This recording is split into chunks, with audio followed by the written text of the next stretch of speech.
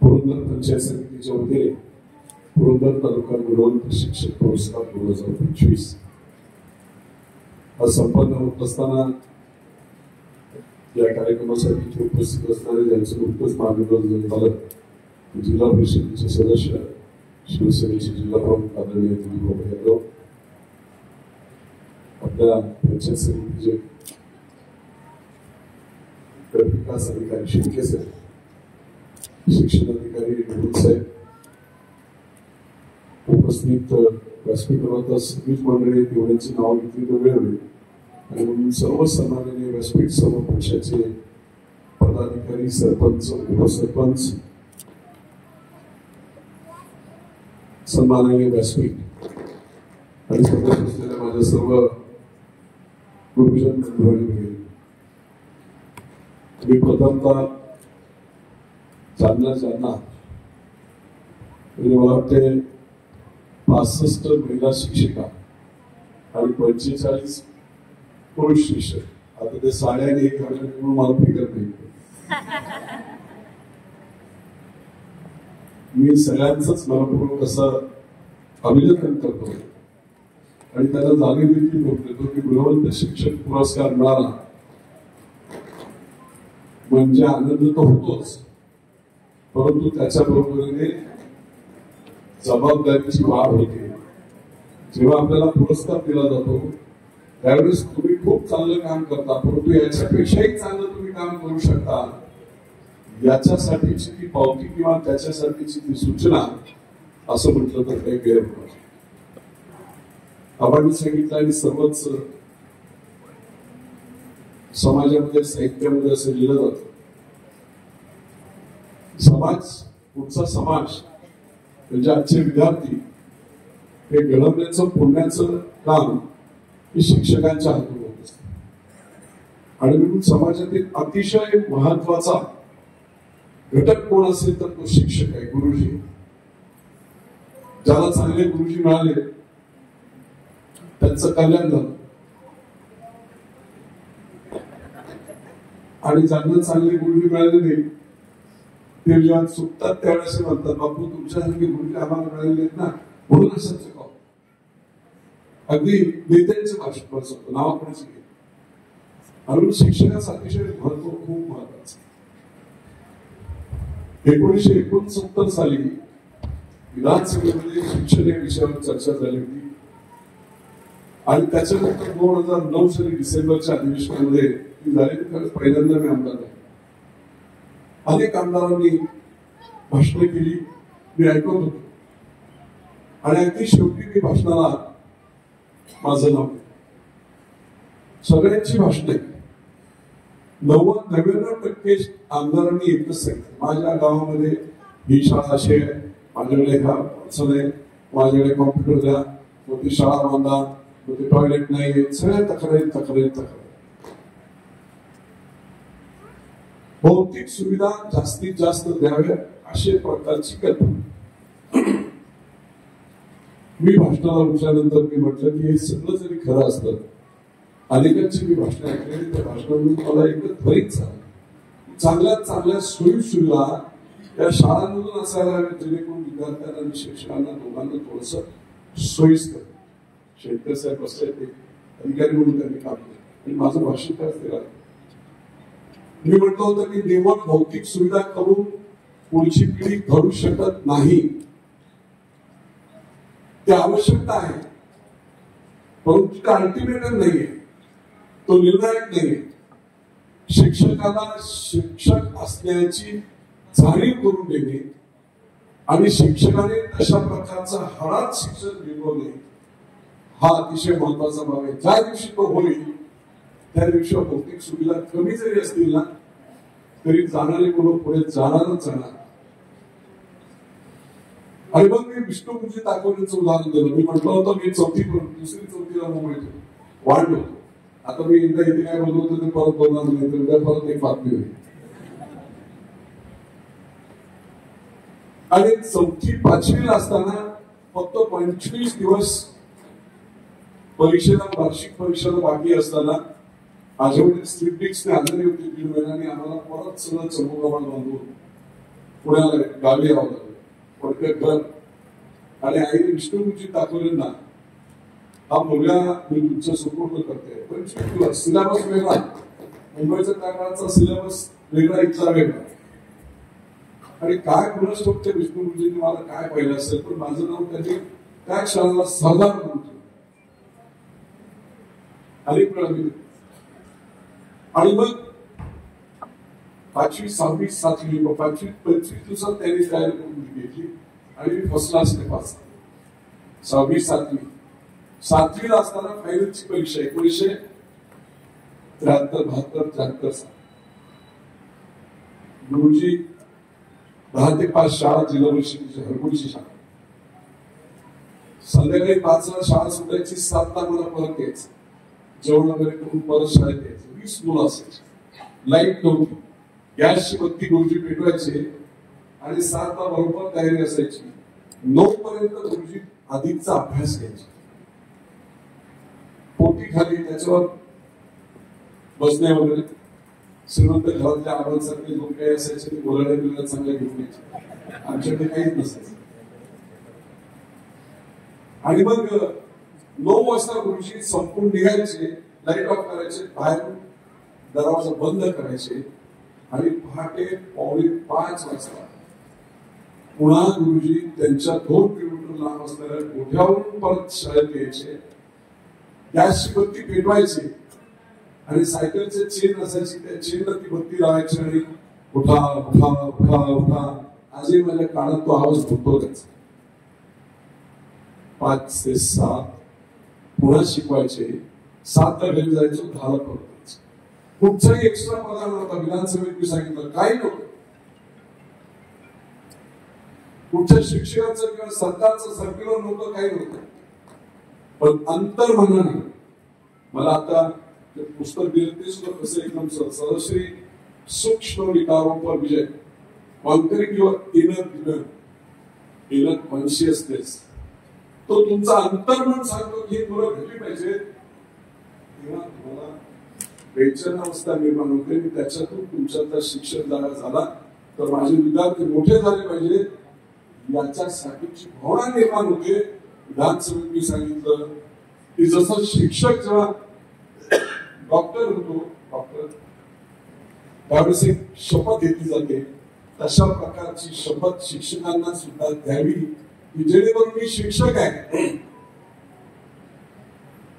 माझं भविष्य एक लिमिटेड, पण माझं भविष्य जरी लिमिटेड असतं बंद केलं बरोबर.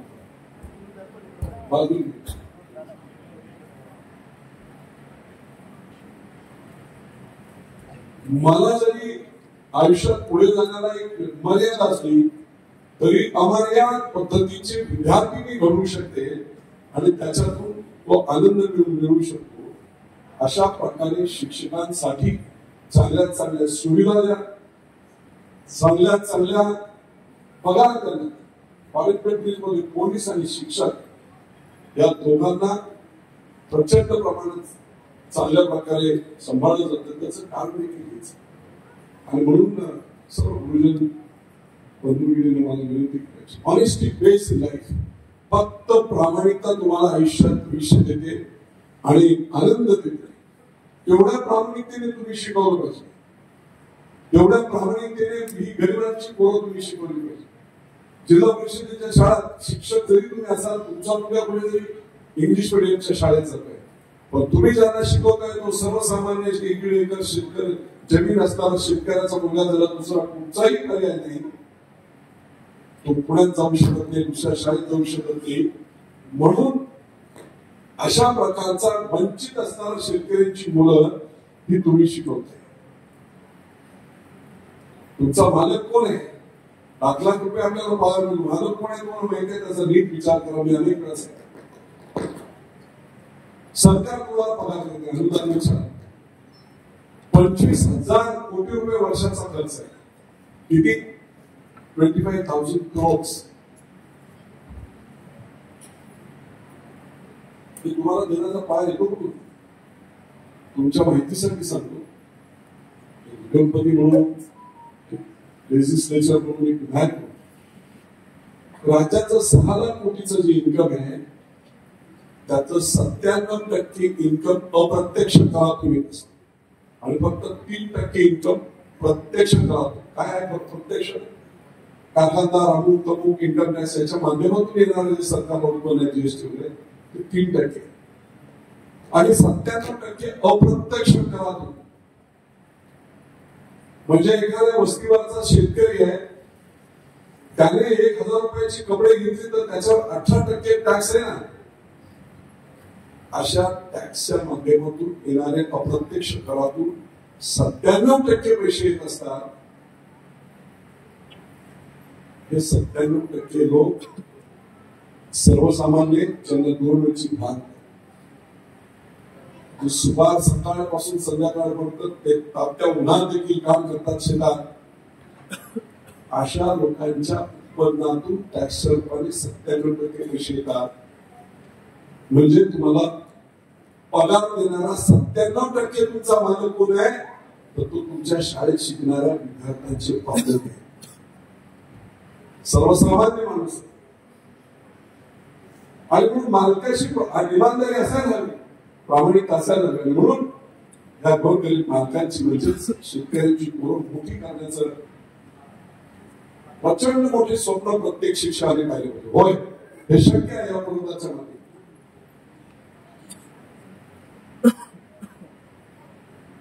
मी 2-4 दिवसापूर्वीचे ते UPSCचे निकाल आहे, बेंडो साहेबांनी तसा उल्लेख, बेंडो डोके नावाचा ढोणे नावाचा मेंढपाळाचा मुलगा IPS. तुमच्या माहितीसाठी सांगतो की 2 वर्षापूर्वी एक कचरा वेचणारी महिला सोलापूरची, तिची मुलगी IAS आहे. या टर्मला रिक्षावाल्याची मुलगी IAS. हे शक्य आहे. तुमची मानसिकता असायला हवी. आणि त्याच्यासाठी सगळ्यात सोपी जमीन कुठची आहे तर ती पुरंदरची आहे. म्हणून मला खंत आहे की IAS IPS मध्ये अजून एकही पोरगा आपला IAS किंवा IAS झाला नाही. गरुड करून एक मुलगी पेन्शनची झाली पण ती पुण्यात वाढली. ग्रामीण जिल्हा परिषदेच्या शाळेतून शिकलेली मुलं IPS IAS झाली पाहिजे, व्यापारी झाले पाहिजे, सुलभ नागरिक झाले पाहिजे. पुस्तकी खेळ नको, व्यक्तिमत्व घडली पाहिजे, आत्मविश्वास त्यांचा घडला पाहिजे. सतत तुमच्या संपर्कात 12 तास ही मुलं असतात, त्यांचा आत्मविश्वास वाढवण्याचं काम तुम्ही केलं. यादववाडीचं माझा मोठेपणा म्हणून सांगितले. यादववाडी शाळा, हरकुली शाळा करत मी मुंबईला गेलो त्यावेळेस 75ला पायात माझ्या चप्पल नव्हती, पळून गेलो. आज हजारो कोटीचं विश्व निर्माण केलंय. कामगार झालो, नोकरी झालो. त्याचं एकमेव कारण हे की तो बालपणी आईकडून आणि शिक्षकांकडून मिळालेला आत्मविश्वास आणि तू तर हुशार आहेस, तू डॉक्टर बनशील, तू इंजिनियर बनशील, वकील बनशील. मुलांना सांगितलं पाहिजे, मोठी स्वप्न दाखवली पाहिजे शिक्षकांनी. कोणी हसेल म्हणजे काय आहे, शाळेतल्या पोरांना वाटली.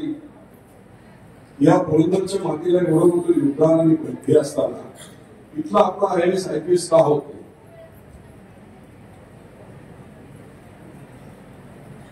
नेहमीच असं बोललं जातं की बाबा दिल्लीला जा, स्टडी सर्कलला जा आणि बघच म्हणतो. नाही, विरोधी त्याचं उदाहरण आहे, कचरेवाल्याची मुलगी त्याचं उदाहरण आहे, रिक्षावाल्याची मुलगी त्याचं उदाहरण आहे.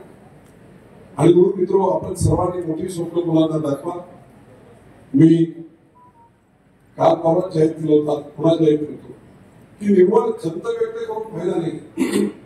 या मुलांना योग्य फॅसिलिटी मिळाली पाहिजे. म्हणून एक वृद्धाश्रम हा माता भगिनीसाठीचे हे ते चालू केले आणि पुढच्या 1 महिन्यामध्ये अद्ययावत अशी IPS IAS साठीची इन्स्टिट्यूट, ज्याच्यामध्ये पूर्णपणे डिजिटलायझेशन करून दिल्लीमधून सुद्धा काही शिक्षक असतील, तिथून शिकवतील, पुण्यातून शिकवतील, मुंबईतून शिकवतील. आणि त्या रेसिडेंट 50-100 मुलं शोधून त्यांना राहण्यापासून खाण्यापासूनची सगळी फ्री व्यवस्था करणे आणि त्यांना जास्तीत जास्त अद्ययावत सुविधा, लायब्ररी, डिजिटलायझेशन, कॉम्प्युटरायझेशन, अगदी 5-6-10 कोटी रुपये खर्च करून बेस्ट सुविधा पुढच्या वर्षी म्हणजे 7-8 महिन्यात ती उभी राहील तेवढं कन्स्ट्रक्शन दरम्यान आहे. आश्रमाच्या बाबतीत ते सांगितलं मी की आता बऱ्याच ठिकाणी अशी अडचण होते की गरीब शेतकऱ्यांच्या मुलाबाळांना सांभाळणं अडचणीचं होतं आणि मग दुर्लक्षित पण होतं आई वडील. बऱ्याच ठिकाणी खूप हलगर्जीपणा आई वडिलांच्या बाबतीत म्हणा किंवा खूप अडचणीच्या अशा अवस्थांमध्ये काही महिला असतात. आणि म्हणून मला देवाने दिलं तर ते निश्चितपणे माहेर जसं महिला जेव्हा चिंतात घरी काय भांडतात नवऱ्याशी भांडतात मुलांशी भांडतात माहेर जातात तसं एक हक्काचं सार्वजनिक माहेर असावं.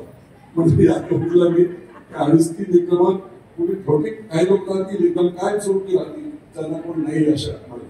पण ज्यांना राग आला की 5-6 दिवस तिकडे माझ्याकडे यायचं तुम्हाला इंग्रजीचा भात सगळं पंचपक्वान्न वगैरे 5-10 दिवसानंतर घरातले लोक काय पडायला लागले परत जायचं. अशी ती सगळी थी वेगळी. ज्यांना कुणी नाही त्यांना बापू. आणि जरी समजा महिलांना भाऊ सुद्धा असतात पण भाऊ सुद्धा जर सक्षम नसतील तर तिथेही जाता येत नाही ही अवघड परिस्थिती. आणि म्हणून एक सक्षम भाऊ म्हणून कर्तव्याची भावना या 2 गोष्टी पुढच्या 1 वर्षाच्या आत मुलांकडून सुरू करणार आहे. म्हणून खंत व्यक्त करून फायदा नाही. आणि मुली गोरगरिबांची मुलं मुली त्याच याच्यामध्ये अकॅडमीमध्ये जेवढे पोलीस भरती असेल बँकिंगची भरती असेल एक्सपर्ट लोक घेऊन मी पाहिलं मध्ये कॉलेजमध्ये वाघेरी कॉलेजमध्ये प्रॅक्टिस मिळत करायची. पुरंदर अकॅडमी करून एक छोटीशी अकॅडमी कॉलेजमध्ये त्यांना बंद करून नाही आमच्याकडे थोडासा राजकारण झाला आणि किंवा डोक्यात माझ्या ही कोण होते त्या मुली सगळ्यांना मला भेटलं. अक्षरशः ग्रामीण भागातल्या शेतकरी साहेब गोरगरिबांच्या मुली चेहऱ्यावरून लगेच लक्ष येते. आणि मग त्या विषयी माझ्या डोक्यात आलं की हे उभं करणं हे माझं कर्तव्य निश्चितपणे पुढच्या वर्षाच्या आत म्हणजे बरोबर पुढच्या शैक्षणिक वर्षाच्या आत हे सगळं उभं राहील त्याच्यातून आपल्याला आले. मी पुन्हा एकदा सांगतो की हे पुरंदर आहे. सर्व शिक्षकांना सांगू इच्छितो पुरंदरला घेतलेला जन्म आणि पुरंदरला तुम्ही शिक्षक आहात हे तुमचं आमचं सगळ्यांचं भाग्य आहे. हा निवड उपयोग नाही. शिवाजी महाराजांची पहिली लढाई याच पुरंदरच्या मातीत का व्हावी ती त्यांनी शिकावी. संभाजी राजांचा जन्म याच मातीत का व्हावा. संपूर्ण महाराष्ट्राचं कुलदैवत ज्याला बोललं जातं ते मल्हारी नाटक या पुरंदरच्या टेकडीवर जेजूर देऊन का बसावा. यादवकालीन राजे कुठे होते दक्षिणेमध्ये होते. 3000 किलोमीटर लांब येऊन त्यांनी माळशिरसला मुलेश्वराचं मंदिर बांधलं. काय त्यांना 3000 किलोमीटर तिकडे जागा नव्हती का. ह्याच मातीत का बांधावं. ह्याच मातीत अनेक वीरचा मुसळा मंदिर असेल अनेक असेल अशी भक्तीची आणि त्याचबरोबर शक्तीची स्थळ आहे. संभाजी राजांचा जन्म ह्याच पुरंदरच्या मातीत का व्हावा. ब्रिटिशांच्या विरुद्ध लढाई करणारा पहिला क्रांतिकारक कोण होता तर ते उमाजी नाईक होते दिवलीचे याच पुरंदरच्या मातीत. पुढे 10,000 वर्ष पुढे नाही असं ज्यांच्यासाठी बोललं जातं ते आचार्य यात्रे सुद्धा आपल्याच मातीत आहे.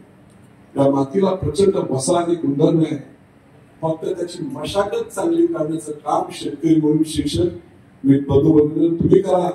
अनेक नररत्न आणि अनेक मोठमोठी माणसं या पुरंदरच्या भूमीतील होतील हा माझा विश्वास. प्रचंड बुद्धिमत्ता प्रचंड धाडस उगाच वैचारिक बैठक उगाच कोणतरी निवड साहेब करून पाठी जाणे नाही. हा इतिहास कोणतरी गेल्या 50 वर्षात जपलेला आहे. जे योग्य वाटते तेच करते. आणि म्हणून मी तुम्हाला एक उदाहरण शिक्षकांचा खूप महत्वाचं आहे. पक्षभिक्षाच्या पलीकडे या माझ्या पुरंदरसाठी माझ्या पुढच्या विद्यार्थ्यांसाठी पिढ्यांसाठी आणि शेतकऱ्यांसाठी कोण काय करू शकतो याचा निश्चितपणे अभ्यास तुमचा आहे. एवढी सकृती दिवाळी तुम्हाला दिली जाते विशेष. पण तरी कुठेतरी इन्फ्लुएन्स होऊन तालुक्याच्या हिताच्या पलीकडे माझं वैयक्तिक नातं किंवा माझं वैयक्तिक आहे म्हणून जर तुम्ही चुकीचं काम करत असाल तर निश्चितपणे मी तुम्हाला उदाहरण म्हणून सांगतो. बियम मला काल एका कार्यकर्त्याचा मला कोणी वाईट वाटून घेऊ नका पण वास्तव सांगतो. तो कार्यकर्ता असं मला म्हणाला की बाप्पा आपण जो शिक्षक पुरस्कार वगैरे करताय एक त्याच्यात मी मेसेज दिला होता की हा एक चांगला सोहळा आहे तरुणांना त्याच्यात मिळत असते. सर्व अध्यक्ष वगैरे शाखा प्रमुख यांनी यावं महिलांनी यावं असा मेसेज दिला. तो मेसेज बघून रात्री 11:30 वाजता मला त्यांनी फोन केला. मला म्हणजे अमुक या शिक्षकाचा तुम्ही सत्कार करताय, तो पूर्णपणे 100% आपल्या विरोधातला आणि ठरवणारा असू दे म्हटलं. तो शिक्षक आहे, तो आपल्या विचाराचा नसेल, पण मला एकच सांगायचं मला कोण काय करू शकतो याच्या बाबतीतला विचार करण्याचा करून तुम्ही तुमचे निर्णय घेतले नाही. गावात देखील तुम्हाला माहित असते 2च महिने झाले पश्चिम पूर्व पट्ट्यातील लोक असतील. 5 वर्षात दुसरा पंप सुरू झाला होता. पुरंदरचा 3 महिन्यात सुरू केला. 56 कोटी रुपये दिले आणि तो पंप सुरू करून आज तुम्ही पूर्व पट्ट्यात जा. एवढा दुष्काळाचं सगळी तळी भरलेले 5-7 वर्षात पाणी वाहून पाणी जात आहे. माझा मोठेपणा म्हणून नव्हे, परंतु तुम्हाला आस्था असायला हवी. 5-5 वर्ष ऊस सुकत होते, शेतकऱ्यांचं नुकसान होत होतं, हे झालं नाही पाहिजे याच्यासाठी तुम्हाला आस्था असायला हवी. आणि त्या आस्थेतून तुम्हाला मार्ग मिळत नाही. रस्ते जोरात सुरू झाले, राज्यमार्गे सुरू झाले, 352 कोटीचा सासवड सुपा रस्ता सुरू झालाय. 143 कोटी या सासवड शहराचं त्यांनी म्हटलं की आम्ही स्वतंत्र पाणी योजना स्वतः करू शकत नाही. नगरपालिकेचं उत्पन्न जे करामधून आणि पाण्याच्या त्याचा पगार सुद्धा बदलतो.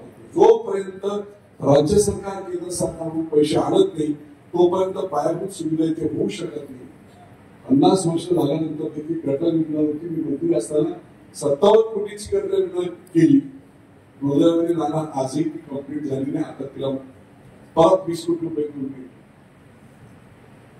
145 कोटी रुपये या सासवडच्या पाणी पुरवठ्यासाठी देऊन टेंडर करून ऑर्डर देखील झाली. 2-3 दिवसामध्ये जॅकवेलचं काम लगेच सुरू करा. पुढे 8 दिवसानंतर मुख्यमंत्री किंवा त्यांना आणून आपण कार्यक्रम करू.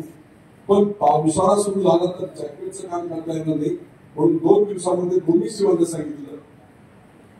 जलसंपदा खात्याचं मी घाणा म्हणून आता जॅकवेल काय कधी पाण्याची कमी पडणार नाही. लोकेशन 78 कोटी मी जेजुरीला दिले.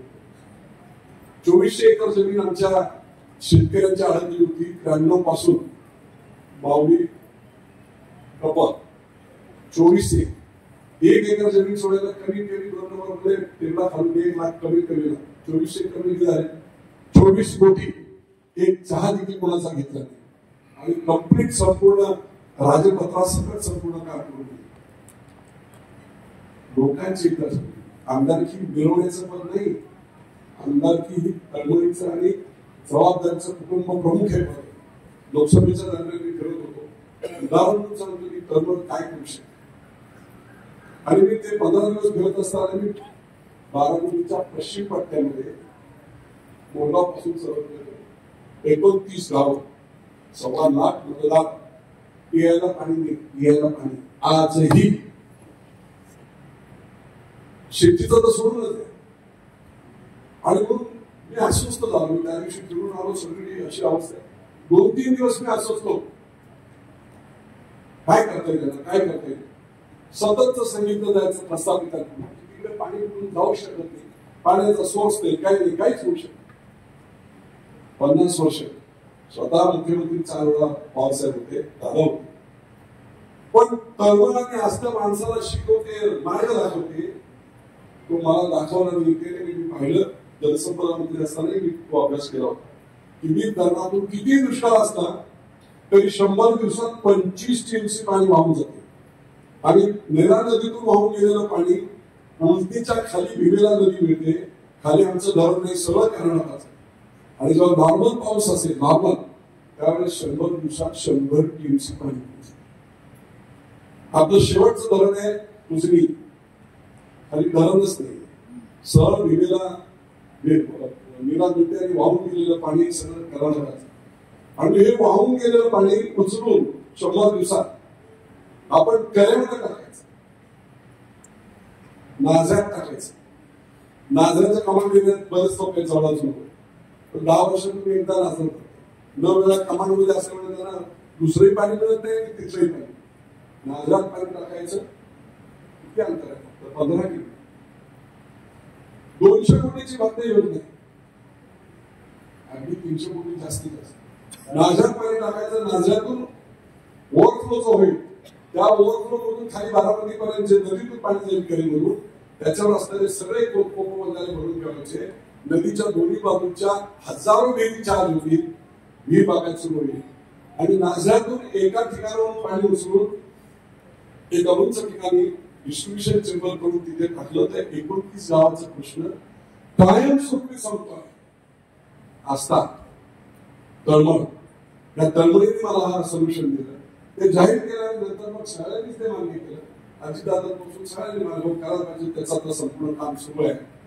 सांगताना असं बोललं की रिक्षा काळात मोठे मोठे पंप होते, आता मोठे मोठे पंप आहे पाणी उचलते. तापीला मी असताना हे काम केलं होतं. तापी नदीवरून ब्रिटिशकालीन 21 टीएमसीचे मोठं झालं पाणीच तिथे एक मोठं पावसाळ्यात. म्हणून 100 दिवसात 21 टीएमसी पाणी उचलण्याची यंत्रणा आम्ही बसवली आणि आता ती कार्यरत आहे. किती? 21 टीएमसी. आम्हाला किती लागते? वेळ फक्त 4 दिवस. पुरंदरमध्ये सगळी पूर्व पट्ट्याची दुष्काळी गावं आणि बारामतीच्या पश्चिम पट्ट्यातील दुष्काळी गावं कायम स्वरूपी हा प्रश्न. मला सांगायचं खूप मोठेपणा म्हणजे आर्द्रता, संवेदनशीलता. मी कुणाचा तरी बांधील आहे, माझ्यावर काहीतरी अकाउंटेबिलिटी आहे. मला हे विद्यार्थी घडवले पाहिजे. ही जबाबदारीची जाणीव निश्चितपणे तुम्हाला मार्ग देते आणि त्या मार्गातून तुम्हाला चांगले चांगले विद्यार्थी घडवता येते. आणि म्हणून मी तुम्हाला सांगतो, अरे आमची कामं आम्ही करत राहू. तुम्ही विद्यार्थी घडवा. पुढच्या 5 वर्षात मी तुम्हाला आज सांगतो, 2009 साली मी एका भाषणात सांगितलं होतं की आमची सगळी पुरंदरची इकॉनॉमी, अर्थव्यवस्था मुंबईच्या भोवतीवर असेल. प्रत्येक गावातला एक माणूस मिलमध्ये, शिक्षक, मिलिटरीमध्ये किंवा मोदीमध्ये असेल. मोदीची आधुनिकीकरण झालं. एक बोट भरायला जिथे 2000 नोकरी लागायचे तिथे आता 2 कन्व्हेयर आणि 4 माणसं बोट करून टाकतात 2 तास. मी बंद पडल्या आणि त्यावेळेस मग हे जे रथचक्र होतं की माझे वडील तिथे होते, मी मिलमध्ये गेलो, मामा होता, मग भाचा तिथे गेला आणि हे रथचक्र 100 वर्षाचं जे बंद पडलंय ते आता दुसरा उपाय नाही. आणि माझ्या कल्पना शक्तीतून मी ठरवलं की आता मुंबईला बंद झालेला पुरंदरलाच मुंबई बनवायचं. विमानतळ, गुंतवणुकीचं पाणी, हे सगळे रस्ते, या सगळे आयटी पार्क आणला येतो. 1450 करोड, 1.5-2 लाख करोड तिथे नोकऱ्या होती, 1.5-2 लाख कोरोना एअरपोर्टला नोकऱ्या होती. अनेक प्रकारची साधनं व्यवसाय करायची सुद्धा होती. साधी एक गोष्ट घ्या, खाली बिल्डरे, कोंडरे हे सगळे आंबेगाव आपल्याकडे दुष्काळी होतात. 5 एकर जमीन, 4 एकर जमीन, पहिली 1 एकर विकली, दुसरी जॉईंटला दिली, तिसरी मुलं मोठी झाली आणि त्यांनी स्वतःच्या बिल्डिंग उभ्या केल्या. 1000 कोटीचे मालक झाले. व्यवसायाच्या संधी या देखील विमानतळ सगळ्या प्रकल्पामुळे प्रचंड मोठ्या प्रमाणात येतात. शेतीचं आज 1 एकर 2 एकर जमीन, 2 मुलं असतील, 1 एकर झाली, पुढे गुंतवले. पण जर व्यवसायाची त्या 2 एकर मध्ये काही संधी मिळाली, एखादं कोर्टून बनवलं, एखादं बिल्डिंग बनवली, तर कायमस्वरूपी पुढच्या 10 पिढ्या चालू शकतील. अशा प्रकारच्या संध्या आपल्याला याच्यातून निर्माण होतात. आणि म्हणून एका बाजूने ते करायचं. महाराष्ट्रात पुरंदर 1 नंबरला मी आणणार म्हणजे आणणार. त्यांना 50 वर्ष लागली असतील, बापूला 5-10 वर्ष मत झाले आणणार. मी जो काय अब्जोपती झालोय तिथे जाऊन तीच बुद्धी वापरून पुरंदरचा संपूर्ण संसार आज मी करतोय. आणि मग तुम्हाला देखील आव्हान करतोय, चांगल्यात चांगल्या मुलांना आणि मुलं शोधा. आतापासून सुरुवात करा. 10वी-12वीची जी किंवा ग्रॅज्युएशनला असतील कॉलेजला मधून अशी सिलेक्टेड मुलं पुढच्या वर्षापासून निश्चितपणे ती फॅसिलिटी 1 वर्षाच्या तयार करा. आणि पुढच्या वर्षापासून निदान 50-100 मुलं मुली दोन्ही, शेतकऱ्यांच्या मुली राहण्याची व्यवस्था तिथेच, जेवणाची व्यवस्था तिथेच आणि पूर्णपणे सगळे अध्यावत सेवा देऊ आपण या मुलांसाठी घडवण्याचं. मला ती जेव्हा परवा आणखी जेव्हा जाणवलं की एकही मुलगा आपला IAS-IPS नाही झाला, त्यामुळे केवळ खर्च उपयोग करून नये तर त्याला आता साधन सूचिता केली पाहिजे. आणि म्हणून ती जबाबदारी मी गेले काम करतोय. आजच्या शिक्षक दिनाच्या निमित्ताने मी पुन्हा एकदा सांगतो की तुम्ही ज्या मुलांना शिकवताय त्या मुलांना बुद्धीचं वरदान आहे. अतिशय धाडसी मुलं आहेत. आणि अशा सर्वांना आईची भूमिका, जसं बोलतात की आई जिजाऊ होती म्हणून शिवा झाला, नाही, तुम्ही सगळ्या जिजाऊ जेवढ्या शिक्षिका आहेत आमच्या त्या सगळ्याच जवळ आणि एक शुभाने तुम्ही अनेक शुभ तयार करू शकता आणि म्हणून त्या जाणीवीतून आपण काम करावं अशा प्रकारची विनंती मी आपल्या सर्वांना करतो. पुन्हा एकदा जेवढ्या आपल्या शिक्षकांना ज्यांना ज्यांना पुरस्कार मिळाले त्या सर्वांचं मनपूर्वक अभिनंदन करतो. ज्यांना मिळाले नाही त्यांना कदाचित एक रिटायरमेंट झाल्यानंतर आमच्या एका शिक्षकाला मिळालं पण तेवढी वेळ येऊन घेऊन आणि तुम्ही कार्यक्रम होत नव्हता. व्हिडिओ साहेबांना दाखवलं का होत नाही कारण त्यांना शिक्षकांना मान सन्मान झालाच पाहिजे. मला जेव्हा परत करून सांगितलं शिक्षकांनी तर 2 दिवसात आपला कार्यक्रम नक्की झाला. मला गुरुवारी म्हणजे माझं काय चांगला कार्यक्रम केला त्यामुळे संपूर्ण आयोजन सर्व पदाधिकारी शिक्षक संघटनेचे पदाधिकारी सर्वांचं मनपूर्वक असं कौतुक करतो आणि पुन्हा एकदा आपल्या सर्वांचं अभिनंदन करून इथेच थांबतो. मी प्रत्येकाला सिल्कच्या साडी देण्यात सांगेल. सर्वसाधारण साड्या नाही वापरू शकता आणि आनंद घेऊ शकता. मी स्वतः जाऊन कलर चॉईस करून आलो. मी स्वतः गेलो असे वगैरे दिले काय दिले कलर मी स्वतः त्याची बांधणी खाली करून चेक करून ते आणले. शिक्षकांना सुद्धा सीआरएमचे सूट सफाई सूट संपूर्ण दिलेले कंपनीचे त्यामुळे तो आनंदाचा भाग आणि तो मनापासून हृदयापासून देतोय. एवढ्यासाठी तुमच्या आपण आणखी चांगली कामं करावी. निश्चितपणे पुन्हा एकदा आपल्या सर्वांचं अभिनंदन करतो आणि सर्व शिक्षकांना एकच सूचना शेवटची जे जे तालुक्याच्या हिताचे सर्वसामान्यांच्या हिताचे गरिबांचे हिताचे असेल त्याच्या पाठीमागे तुम्ही उभे राहा. अन्यथा आपल्या इनर मनात सबकॉन्शियस मनाला जागे ठेवून आपण सर्व काम करावं अशी देखील सूचना प्रवृत्ती सांगतो. जय जय. धन्यवाद बापू.